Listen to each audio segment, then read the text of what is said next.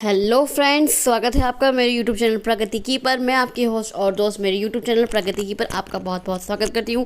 Welcome to all of you. आज मैं आपके लिए लेकर आई हूँ एक लेटेस्ट न्यूज़। जी हाँ, एक ब्रेकिंग न्यूज़ कह लीजिए उसे। आ चुका है यूपीपीएससी पैट 2025। जी हाँ, 2024 का पैट नहीं हो पाया था किन कारणों की वजह से, लेकिन 2025 में पैट की वैकेंसी आ चुकी है यूपीपीएससी पैट, जिसकी वजह से आप यूपीपीएससी का कोई भी फॉर्म भर सकते हैं, क्योंकि यूपीपीएससी का कोई भी फॉर्म भरने के लिए आपको पैट की ज़रूरत होती है। अब एक और नई बात है कि पैट पहले आपका 1 साल तक के लिए ही वैलिड था, लेकिन अब ये रूल चेंज हो चुका है। अब आपका 3 साल तक के लिए वैलिड है। जी हाँ, अगर आप 2025 में आप पैट का एग्ज़ाम देंगे तो वो 2025, 26, 27 तीनों साल के लिए वैलिड होगा आपका पैट का स्कोर कार्ड। तो शुरू करते हैं। सबसे पहले ये अभी आई है वैकेंसी, तो मैं आपके लिए अभी ये न्यूज़ लेकर आई हूँ। तो 2 मई 2025 को ये न्यूज़ आई है, और जो आप फॉर्म भरना स्टार्ट कर सकते हैं 14 मई 2025 से आप फॉर्म भरना स्टार्ट कर सकते हैं। और कब तक आप ये फॉर्म भर सकते हैं? 17 जून तक आप ये फॉर्म भर सकते हैं, 17 जून तक। और जो फीस सबमिशन होगी, और अगर आपको फॉर्म में कुछ चेंजेस कर सकते हैं तो वो आप कब तक कर सकते हैं? 24 जून तक आप अपने फॉर्म में चेंजेस कर सकते हैं। या फिर अगर आपने एप्लीकेशन फ़ीस जमा नहीं किए तो आप एप्लीकेशन फ़ीस भी जमा कर सकते हैं। और आप ये सब बस नॉर्मल मैं कॉमन बातें बताऊँगी, क्योंकि ये यूपीपीएससी का पैट का फॉर्म भरना हर एक स्टूडेंट को आता ही होगा। तो ये देखिए, सबसे पहले ये आयोग के निवृत्ति आने वाले पत्र, ये आप देख लीजिएगा कि कैसे कैसे प्रक्रिया है। सबसे पहले आप अपना रजिस्ट्रेशन करेंगे, उसके बाद आप अपना फ़ोटो और सिग्नेचर अपलोड करेंगे। उसके बाद जो आपकी डिटेल्स होंगे आप वो फिल कर देंगे। उसके बाद आप अपने फ़ीस का सबमिशन कर देंगे और अपना एप्लीकेशन फॉर्म सबमिट कर देंगे। और अपने फॉर्म का प्रिंट आउट लेना मत भूलिएगा, लास्ट में आपको ज़रूरत होगी। तो देखिए, तो इसकी सारी प्रक्रिया है, आप लोग देख लीजिएगा कि कैसे कैसे फ़ोटो आपको अपलोड करनी है, सिग्नेचर अपलोड करना है, अपने एप्लीकेशन फ़ीस भरनी है। अब आती है एप्लीकेशन फ़ीस कितनी है। तो ये देखिए, अनारक्षित सामान्य जाति की आपकी एप्लीकेशन फ़ीस है 185 रुपये।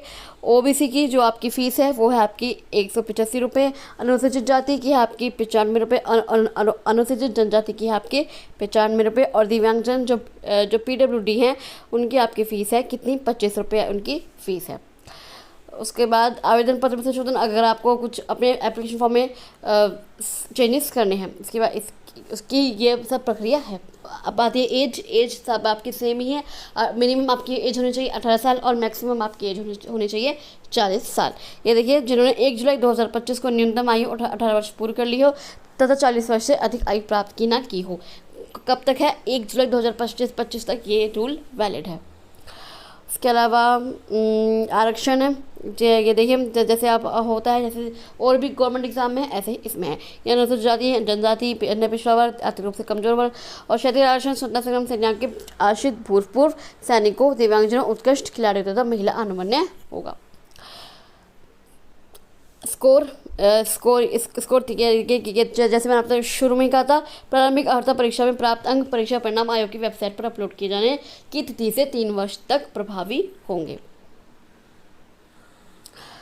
अब आ जाते हैं इसके सिलेबस पर कि कैसे कैसे आपका सिलेबस रहेगा। ये देखिए, ये आपका 2 घंटे का एग्ज़ाम होगा। 100 नंबर का आपका ये पेपर आएगा। कितना? 100 नंबर का आपका पेपर आएगा और 100 आपके क्वेश्चंस होंगे। सबसे पहला आएगा भारतीय इतिहास, इंडियन हिस्ट्री। इंडियन हिस्ट्री में आपकी ये सिंधु घाटी की सभ्यता, वैदिक संस्कृति, सल्तनत काल। उसके बाद आपका आता है भारतीय राष्ट्रीय आंदोलन, भारत छोड़ो आंदोलन, आज़ाद हिंद फौज और नेताजी सुभाष चंद्र बोस। और सब ये जो एग्ज़ाम होगा ये पूरा आपका 10th लेवल का होगा। इससे हार्ड आपका एग्ज़ाम नहीं आएगा। भूगोल, ज्योग्राफी के क्वेश्चन आपसे पूछे जाएंगे। इंडियन इकोनॉमी, भारतीय अर्थव्यवस्था के आपसे क्वेश्चन पूछे जाएंगे। कृषि सुधार, ढांचागत सुधार, उसके अलावा भारतीय संविधान एवं लोक प्रशासन जो इंडियन कॉन्स्टिट्यूशन है और पब्लिक एडमिनिस्ट्रेशन के क्वेश्चन आपसे पूछे जाएंगे कि भारतीय संविधान की कुछ बातें बताएंगे। जिला प्रशासन के क्वेश्चंस आपसे पूछे जाएंगे। उसके बाद आपका सामान्य विज्ञान, जनरल साइंस से आपके क्वेश्चन पूछे जाएंगे, जो आपका फिजिक्स, केमिस्ट्री, बायो, प्रारंभिक भौतिक विज्ञान, प्रारंभिक रसायन विज्ञान और प्रारंभिक जीव विज्ञान। उसके बाद आपका अंग्रेजी और अर्थमेटिक है, औसत, प्रतिशतता, परसेंटेज, वर्गमूल और वर्ग एवं वर्गमूल, घातांक, घात, या फिर 10th लेवल के ही क्वेश्चंस पूछे जाएंगे।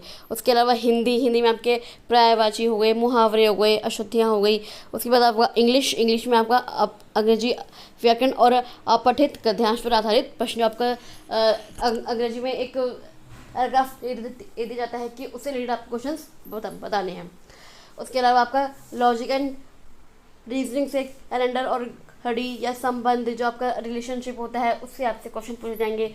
उसके अलावा आपका करंट अफेयर्स से कुछ क्वेश्चन पूछे जाएंगे और जनरल अवेयरनेस से आपसे क्वेश्चन पूछ जाएंगे। जैसे भारत के पड़ोसी देश के बारे में आपसे कुछ पूछा जाएगा, भारत और विश्व के खेल कौन से देश का है, या फिर कि कौन सी कला कौन सी संस्कृति भारत की है, ये क्वेश्चन आपसे पूछे जाएंगे। उसके अलावा आपका अपठित हिंदी गद्यांश का विवेचन, एक आपको हिंदी गद्यांश दे दिया जाएगा, उससे आपसे क्वेश्चन पूछ जाएंगे। उसके अलावा ग्राफ की व्याख्या एवं विश्लेषण, तालिका की व्याख्या एवं विश्लेषण, ये क्वेश्चन आपसे पूछे जाएंगे। ये देखिए जैसे मैंने आपसे पहले कहा था कि राष्ट्रीय सैनिक एवं अनुसंधान परिषद NCERT द्वारा निर्धारित सेकेंडरी सीनियर सेकेंडरी का होगा।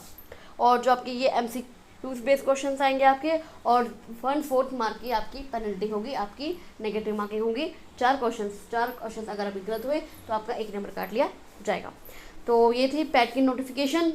मैंने सोचा सबसे पहले मैं आपको यही नोटिफिकेशन बता दूं, क्योंकि इसका सबको बहुत टाइम से इंतजार होगा, क्योंकि 2024 में भी इसका नोटिफिकेशन नहीं आया था। तो चलिए मैं आपसे मिलती हूँ अगली वीडियो में। आई होप आपको ये वीडियो अच्छा लगा हो। अगर आपको इस वीडियो को अच्छा लगा हो तो आप इस वीडियो को लाइक कर सकते हैं, शेयर कर सकते हैं, और इस चैनल को सब्सक्राइब करके जरूर जाएगा, क्योंकि मैं आपके लिए ऐसे ही जो भी नोटिफिकेशन आती है, जो भी रिजल्ट की नोटिफिकेशन आती है, मैं आप लोगों के सबसे पहले लेकर आती हूँ।